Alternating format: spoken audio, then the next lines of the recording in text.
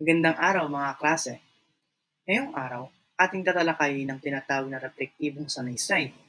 Pero sa mga hindi nakakaalam, ano nga ba muna ito? Ang reflektibong sanaysay o reflective essay sa Ingles ay isang uri ng sanaysay na naglalaman ng personal na pagsasalaysay, pagmumuni-muni, at pagsusuri ng isang individual hinggil sa isang partikular na karanasan, konsepto o paksa. Ito ay naglalaman ng mga personal na damdamin at nagpapakahulugan ng mga manunulat tungkol sa kanilang sariling mga karanasan o obserbasyon sa isang partikular na issue. Ang reflektibong sanaysay rin ay nagbibigay ng kalayaan sa may akda na isulat ang kanilang karanasan at mga punto tungkol sa issue na nanggagaling sa karanasan o personal nilang nakita o natamasa.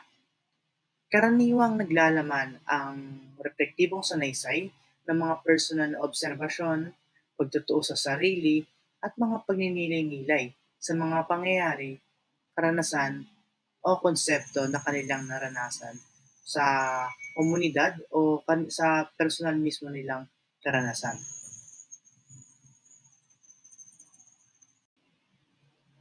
At karagdagan, dahil alam naman nating ang perpektibong sanaysay ay isang akademikong sulatin, no? Kailangan ito ay formal at technical.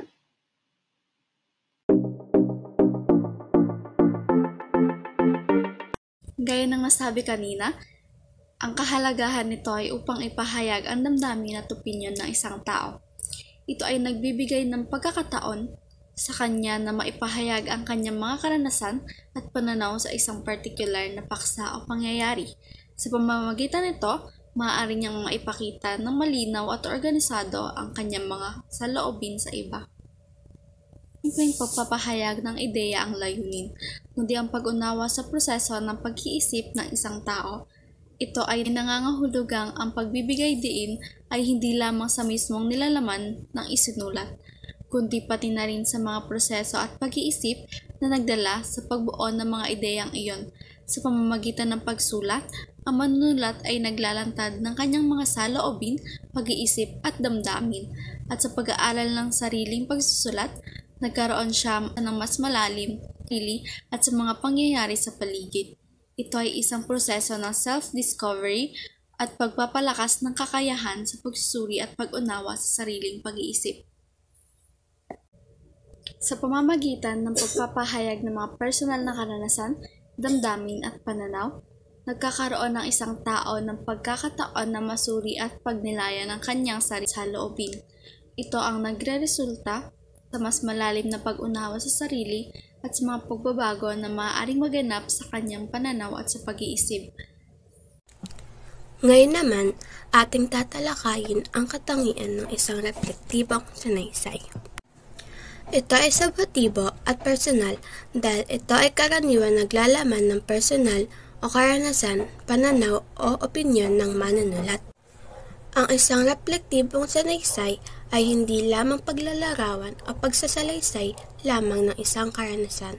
Dapat ang manunulat ay mag-ingat, may kamalayan at mapanuri para makaubuo ng isang reflektibong sanaysay. Layon ng reflektibong sanaysay na sagutin ang mga reflektibong tanong upang ipapakita ang koneksyon ng manunulat sa kanyang paksa. Sa pamamagitan nito, nahahayag ng manunulat ang kanyang mga damdamin, opinyon at pagmumuni-muni. Naglalayan din ito na ipabatid ang mga nakalat na impormasyon at ilahad ang mga filosofiya at karanasan ukol dito. At kung maaari ay ilalagay ang mga batayan o talasanggunian. At para sa ating huling pagtalakay sa reflektibong sanaysay ay paano nga ba gumawa nito, no? Ngayon, mapunta na tayo sa bilang una, no? Una ay pagtukoy sa tema o paksa. Pumili ng isang paksa o tema na nais mong talakayin sa iyong reflektibong sanaysay. Maaaring ito ay tungkol sa isang personal na karanasan, pagbabago sa inyong buhay, o kahit isang pangyayari sa lipunan na nagdulot ng malalim na pag-iisip katulad ng ating kaninang aktibidad. Ikadalawang hakbang sa paggawa ng reflektibong sanaysay ay ang paghahanap ng peglatanorid. mangolekta ng mga karanasan, obserbasyon o ebidensya na magpapakita ng iyong nararamdaman o pananaw sa napiling paksa. Pangatlo ay ang pagbuo ng thesis o pangunahing ideya. Ito ay isulat ang pangunahing ideya o thesis ng iyong sanaysay. Ito ay dapat magsasaad ng iyong opinyon o pananaw sa paksa na iyong pinili. Halimbawa, kung ang paksa mo ay tungkol sa kahalagahan ng pagiging tapat sa sarili sa pagsusulat, maaari ang thesis o ang pangunahing ideya na isusulat mo ay ang pagiging tapat sa sarili sa pagsulat ay mahalaga upang magkaroon ng sinseridad at epektibidad sa komunikasyon. Get? Pang-apat ay ang pagbuo ng balangkas. No? Maglagay ng mga pangunahing punto at subpunto na susuporta sa iyong thesis na nabanggit natin kanina. Maaari mong gamitin ang personal na tanong bilang isang gabay sa pagbuo ng balangkas. At panglima, sa huling bahagi ng iyong sanaysay, magbigay ng konklusyon na nagpapakita ng inyong pinakamahalagang natutunan o pag-unawa mula sa iyong pagsusulat. Tiyakin na iuugnay mo ang konklusyon sa iyong thesis o sa iyong pangunahing ideya at mga argumento.